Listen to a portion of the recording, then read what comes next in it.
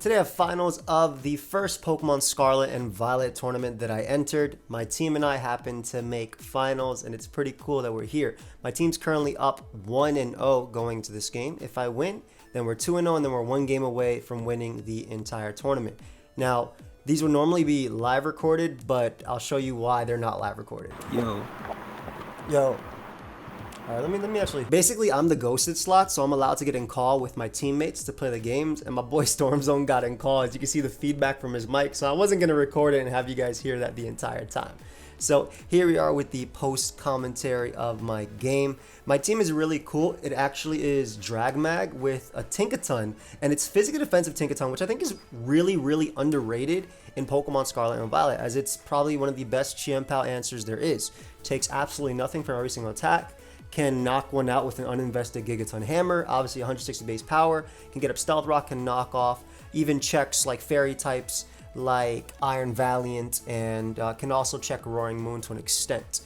But yeah, if you guys do enjoy the tournament games, make sure you let me know by leaving a like. Also subscribe to the channel if you are new, as I'm on my way to 315,000 subscribers. I believe this is going up on Christmas, so Merry Christmas if you celebrate it, Happy Holidays if you don't. I'm really busy over the weekend, which is why there's been less videos on the channel. Still every single day, but less videos on the channel.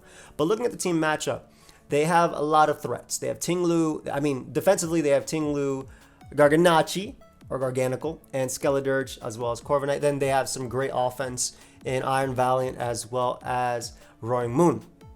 Iron Valiant could be Calm Mind, Roaring Moon could be Dragon Dance, and then the rest are kind of just standard, right? Tinglu's some type of hazard. Corviknight's typically defog. You have your Unaware Wall and Skeledirge. Love its 3D sprite. Very happy we have these going on right now. And then Garg is typically something with Salt Cure and anything from there. Now, I trap Corviknight with my Magnezone, and I do have a Dragon Dance Dragonite, which is pretty decent. My Great Tusk is Assault Vest, so it lives every hit from one Pokemon on their team. Tinkaton's main role here is to click Knockoff on something and then get up Stealth Rock. It might be a check to Roaring Moon depending on the set. Same thing with Iron Valiant depending on the set. And then my chien-pao is extremely strong in this game, so I'm going to try and get it in when possible to just do as much damage as possible versus my opponent. So I decided to lead off with my Great Tusk because I am Assault Vest, and there's basically no bad lead for me. Everything I match up well versus, or I can take a hit from. So I go right for the knockoff on Corviknight. I don't expect them to Brave Bird because I do have a Magnezone, and if I went right into it, they would literally lose Corviknight. So I get rid of its leftovers as Iron Valiant comes in. I can live a Moonblast, so I have to stay in as they go for Focus Blast, anticipating me to want to bring out Tinkaton or Magnezone on that. And as you see, I am Assault Vest. I know their choice specs based on the fact that they did 50%. I do a ton of damage with Headlong Rush. Now, I'm going to be real. I tried to make a god play right here. I went for Close Combat in turn 3. I went for Close Combat because I'm like, okay, me going out into Tinkaton or Zone is so obvious. Maybe they'll try and make the aggressive play into Roaring Moon, or they'll go Garg to try and deal with it, or even Tinglu to try and deal with them. So I went for Close Combat here. My opponent reads me like a book and goes for Focus Blast. They do land, so they're able to 2-hit KO me. So I lost my Great Tusk because I tried to make a power play. But I bring out Dragapult as Garg is going to come out. I go for U-turn. It was pretty risk-free because I did have Dragonite that could bring it out, and then I can bring out Tinkaton here. Now, right now, little surprised my opponent stayed in, considering if I Gigaton Hammered, this thing would take so much damage for no reason. But I opted to get up Stealth Rock. Basically, I can pressure Iron Valiant. Dragonite looks really strong if Corviknight gets caught. Like, it looks insanely strong, especially because I'm Terra Steel Iron Head. And at +1, it looks very strong. Iron Valiant dies to a neutral E-speed. So I get up my Stealth Rock as they go for Salt Cure. I guess because they'd be able to live a Gigaton, maybe they expect me to go for Rocks, but I'm surprised because Gigaton does a good chunk. But I end up going for Knockoff because I think it gets more out of the turn than going for that Gigaton initially, especially because I expect them to want to try and recover it off. And then we go for Gigaton Hammer. That's uninvested, and I do 62%. Now, I obviously cannot go for it again because Gigaton Hammer's drawback is you can't use it twice in a row. So I bring out Magnezone here as they're expected to recover. Exactly. And now I can throw off a Choice Specs Flash Cannon as Tinglu comes out. Does not take Stealth Rock, so we know it's running Heavy Duty Boots. Very important crit there. Not going to deny it. 40% off for no reason. We know they're fully special defense as well. But them being heavy duty boots is nice because typically when you say Tinglu, you want to try and get rid of its item, but the fact that they don't have any recovery is really cool. So I make the Dragapult play here because I was thinking about Dragonite, but I make the Dragapult play here because I can threaten them with a little bit more damage with U-turn. I'm basically trying to put them in range of Dragonite or in range of chien-pao, and I opt to go right into my chien-pao now because I don't think they go for body press. That's also why I went Dragapult, right? And what I can do now is just Terra Dark. That way I take less damage from Stealth Rock because I am Choice Band. And basically, I thought there was no way they'd stay in with Tinglu, considering its they have like ice switch-ins if they want to try. And Terra Dark Crunch 2-hit KO'd basically everything on their team. So I went for it. Corviknight comes out. It's dead. It is absolutely dead. Now I take less damage from Stealth Rock. Roaring Moon comes out, takes Stealth Rock damage. We're going to go out to Tinkaton because I'm physically defensive. And based on this U-turn damage, they're choice banned. They are choice banned because you blew out 4% without choice band. So they bring out Iron Valiant. Now this is interesting because Tinkaton, it's actually not in, like there's a roll right here with Moonblast. So I could potentially live it with Protect.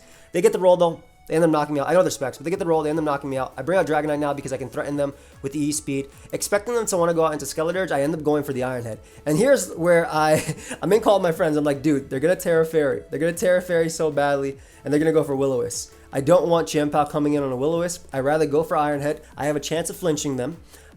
If I do flinch them, I can knock them out with the next Iron Head. And if they go for the Will-O-Wisp on Dragonite, I can then bring out chien-pao in the following turn and then knock them out, or even go out into my Magnezone and click Flash Cannon, right, and deal with them. Because Flash Cannon at this point picks up a KO just because of the crit earlier on Ting-Lu. It's a KO on something besides Roaring Moon. So I do Terra, excuse me, I don't Terra here.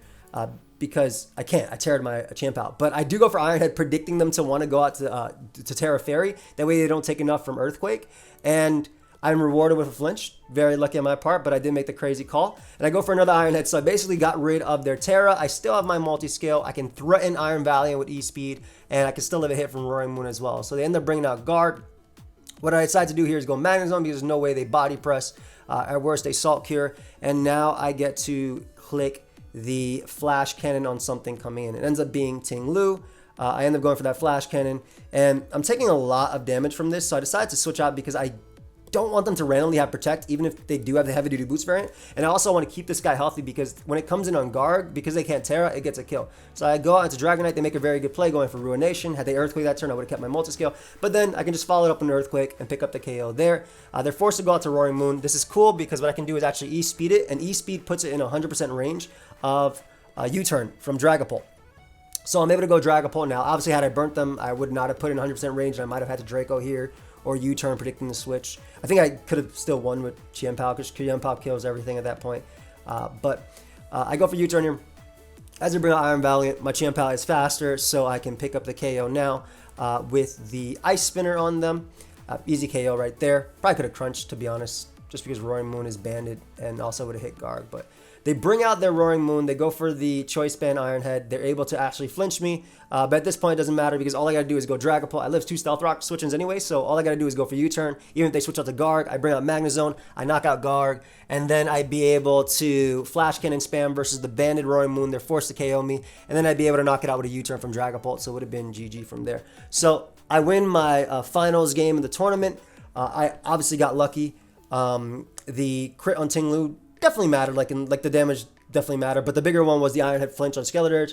I did expect them to Terra Fairy.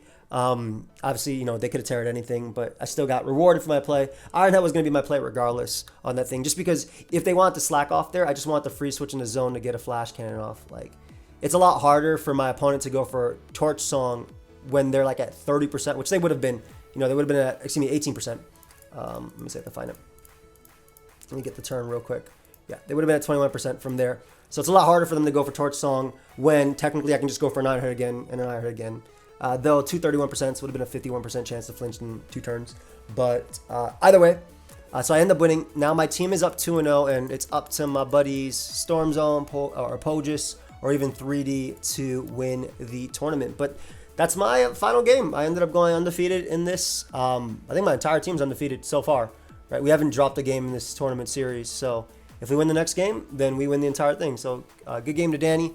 Guys, this team will be on my website, pokeaimMD.com, if you guys want the Tinkaton team. If you did enjoy it, make sure you leave a like, subscribe as well, as I'm on my way to that big 315K. And I will see you guys in the next video. Enjoy your holidays. Probably not going to see too much content from me besides this today, as I'm going to be in New York. But yeah, I'll see you next time. Peace.